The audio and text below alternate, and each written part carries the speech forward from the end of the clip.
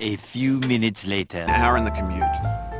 If you won some money at the casino and then put all your winnings on red, but it came up black. If you got your best shirt dry cleaned before a wedding and then immediately dropped food on it. If you won an argument with a friend and then later discovered that they just returned to their original view. Starting over is harder than starting up. If you're not ready for that, like if you've already had a bad day, then what you're about to go through might be too much. Feel free to go away and come back. I'll be here. Alright, thanks for coming with me on this trip. I'll understand if you have to take a break at any point. Just find a safe place to stop and quit the game. And don't worry, I'll save your progress, always. Even your mistakes.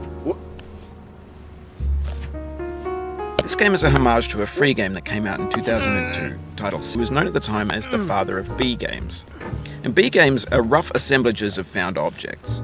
Designers slap them together very quickly and freely, and they're often too rough and unfriendly to gain much of a following. They're built more for the joy of building them than as polished products. Eventually.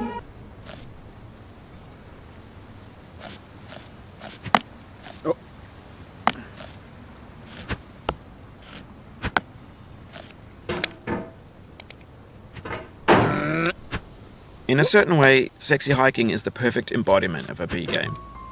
It's built almost entirely out of found and recycled parts, and it's one of the most unusual and unfriendly games of its time. In it, your task is simply to drag yourself up a mountain with a hammer. A little longer than a few minutes later.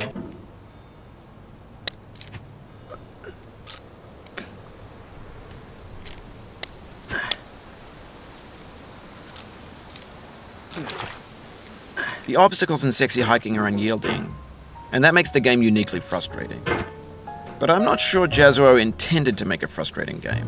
The frustration is just essential to the act of climbing, and it's authentic to the process of building a game about climbing.